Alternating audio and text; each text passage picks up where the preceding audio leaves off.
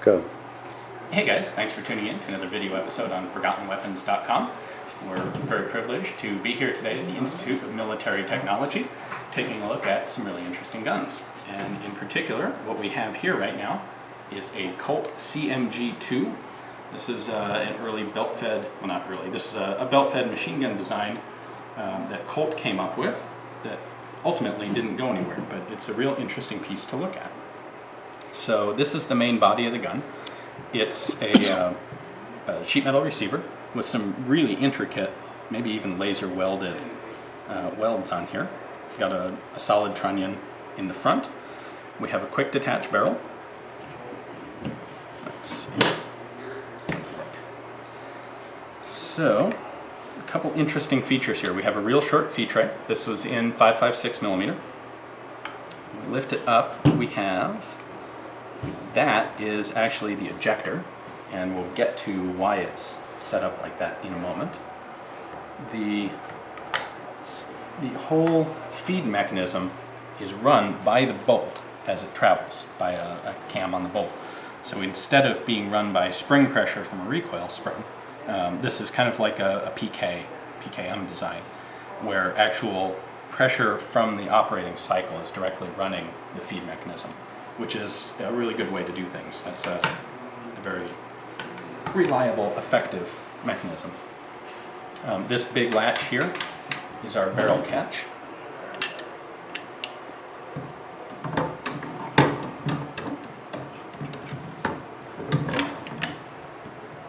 Barrel goes in here. You can see we have our gas port, runs over the gas tube.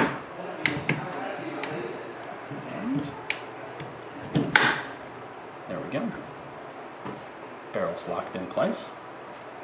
If we look to some other parts of the gun here, the bolt is particularly interesting. We're missing the firing pin here, so we can't show you that. It's actually a two-sided reversible firing pin, which is a neat idea. The Mendoza did that pretty early on, and Colt did it as well here. You may notice there isn't really an extractor on this bolt. So the cartridge slides straight in here and is completely encircled by this extractor groove. And what we have that looks like a plunger there snaps in place to hold the cartridge in. Now, because it's so securely held, you have that big finger of an ejector that comes down and smacks the case straight out the bottom of the gun, which is kind of neat. You want to look at a similarity, the Type 99 Nambu kind of has a similar looking ejector, although it runs sideways where this pushes the empty cartridge straight down. So the way the bolt operates, you can see there's a large slot, kind of a curved slot here. We also have a cam pin. The bolt sits in our bolt carrier like this. Alright, so we've reassembled the bolt into the bolt carrier. We have a pin down here. It's a little loose because it would be riding in rails in the receiver. So what happens when you fire, this is set up in the locked position, as if it has a ready cartridge in the barrel. When you pull the firing pin, or pull the trigger, the firing pin hits, the lugs here are held firm by the barrel. So I'm going to hold this, and the bolt carrier, under gas pressure, starts moving backwards.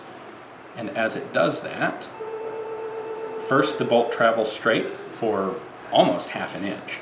And that's the dwell time. That's allowing pressure to drop in the barrel. When it gets to full travel, it starts to rotate. You can see it rotating here. When it rotates to the fully open position, this pin snaps up and locks it in place. Now, the bolt carrier continues to go backwards. It operates, when it's fully clear of the chamber, it operates the ejector, and that slaps the round out. It gets to the back. This hydraulic buffer actually hits the bolt to ensure, if it wasn't locked already, it is once it hits that. Then, on its forward travel, you now have the bolt. The reason for this pin here is locked in position with the extractor groove facing up to accept the next cartridge coming in from the belt.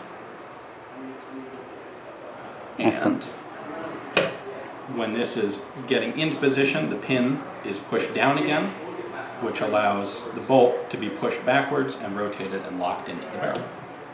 That's a cool mechanism.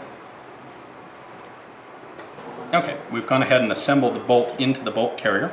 We have this very small pin down here, and this is what actually locks the gun in place, or rather what allows it to unlock. We have a long pin running vertically down through the bolt, like we showed, and what happens is when this travels backwards, this pin hits a cam in the receiver and drops down. I have to use both fingers there. Then the bolt is allowed to travel and rotate. Once it comes all the way forward, that pin locks up and prevents the bolt from moving or rotating. We have our trigger group. It is full auto only. Just pull the trigger, sear drops down to fire. The gun is actually cocked. There's no cocking handle that sticks out the side. This, let's see, well, we may need to reassemble the gun before we can effectively show you this, but this notch catches on the bolt carrier, and what you do is push the pistol grip up forward, it locks in place, and then you pull it back, and that cocks the bolt, and then you're ready to fire. In the back here, you can see we have two dual guide rods. So these rest in the front trunnion of the gun up here, and in the buttstock assembly back here, and this is what the bolt carrier rides on. So it's not actually riding on the sheet metal receiver. In the back, we have a hydraulic buffer assembly that absorbs any leftover energy when the bolt gets to its full travel, and plastic buttstock on the end. Alright, so the bipod on this gun is just an M14 bipod. You rotate it upside down, it goes on, rotates down like that to lock in place. Now we can put our barrel in.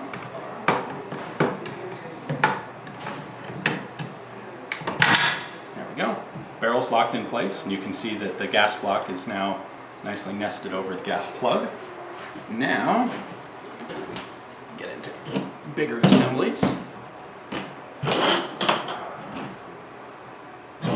Next up, we have our pistol grip. We have our pistol grip and its dust cover, which I may or may not be able to figure out correctly. So the pistol grip slides into grooves at the back of the receiver. I'm going to pull the trigger down to let it go in, and then this is the cocking notch, basically. We're going to push that in. That will go all the way forward. And then we have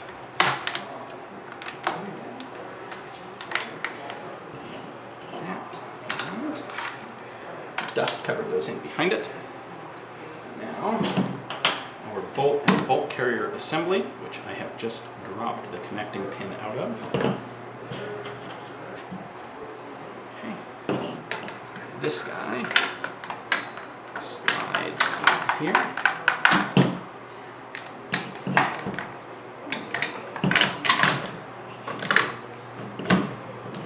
And on the bottom, there we go. We have a little button here. You can see I can push that down, and that's what holds the buttstock in place. So turn this over again. Now in order to cock the gun, like I had mentioned, push the pistol grip forward, pull it back, and now the gun's cocked.